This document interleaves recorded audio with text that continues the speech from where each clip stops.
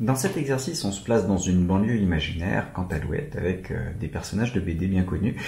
Et on imagine que dans cette banlieue, ou dans ce monde, la constante de Planck ne vaut pas de l'ordre de 10-34, mais plutôt 100. Donc on a une valeur de H qui vaut 100 joules secondes. Et donc on aimerait savoir en fait ce qui va se passer, et notamment comment est-ce que le fait de vous déplacer dans votre appartement pourrait être modifié par cette valeur de constante de Planck qui serait beaucoup plus élevée.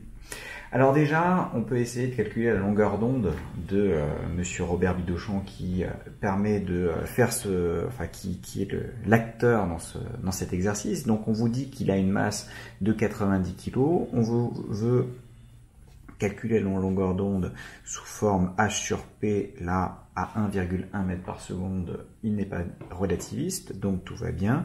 Donc ça me fait 100 sur 90 fois 1,1, alors 90 fois 1,1 ça fait 99, 100 sur 99, bah, c'est à peu près 1 mètre. Donc vous avez une longueur d'onde de Broglie de l'ordre de 1 mètre, ce qui veut dire que quand on a des ouvertures qui sont espacées à peu près 1 mètre ou un petit peu plus, vous allez avoir des phénomènes de diffraction possibles.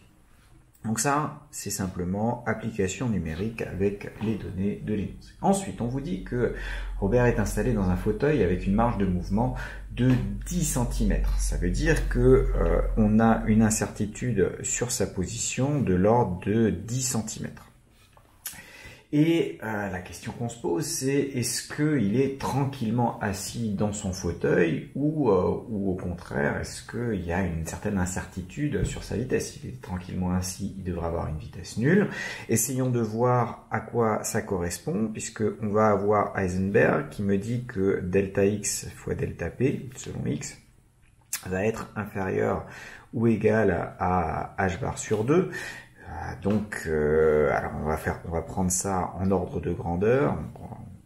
On aura delta P qui va être qui est supérieur ou égal, pardon. Le principe d'incertitude, on ne peut pas être on peut pas aller vers une précision absolue, donc avoir les deux choses nulles. Donc delta P, ça va être h bar divisé par 2 delta x. H bar, c'est donc 100. H c'est 100 divisé par 2pi, c'est-à-dire 6 fois 2 fois 0,1. 6 fois 2 ça fait 12, 12 fois 0,1 ça fait à peu près 1. Donc ça me fait à peu près un delta P de l'ordre de 100 kg mètre seconde moins 1. Ce qui veut dire que ce delta P étant égal à la masse de Monsieur Bidochon fois l'incertitude sur la vitesse, et avec une masse de 90 kg, on a une incertitude sur la vitesse de l'ordre de 1 mètre par seconde. Donc, il a beau être en place, on va quand même pouvoir avoir une incertitude, enfin il a une vitesse qui est entre 0 et 2 mètres par seconde, plus ou moins 2, hein, puisque là, si on fait la vraie application numérique, on obtient normalement du 1,8 mètres par seconde, et 2 mètres par seconde, ça fait 7 km/h, donc en fait on ne sait pas s'il est juste installé ou s'il est en train de marcher au travers de son fauteuil, donc on n'a pas plus d'informations sur la question. Donc déjà, on se rend compte qu'il se passe des choses bizarres, en fait, si la constante de Planck était plus importante que ce qu'elle n'est en réalité. Dernière question. Vous avez au niveau du mur de la cuisine, donc le mur qui sépare le salon de la cuisine, vous avez deux portes. Une porte qui donne sur la partie gauche de la cuisine, une porte qui donne sur la partie droite de la cuisine. Et ces deux portes sont situées à quelques mètres de distance l'un de l'autre. Hein. Vous vous doutez bien que sur un mur, vous n'allez pas avoir un mur de 100 mètres et avoir une porte de chaque côté. Donc c'est un petit appartement dans un grand immeuble. Et donc vraisemblablement, les deux portes ont une distance, allez hop, on va dire 3 mètres maximum entre les deux. Qu'est-ce qui va se passer ?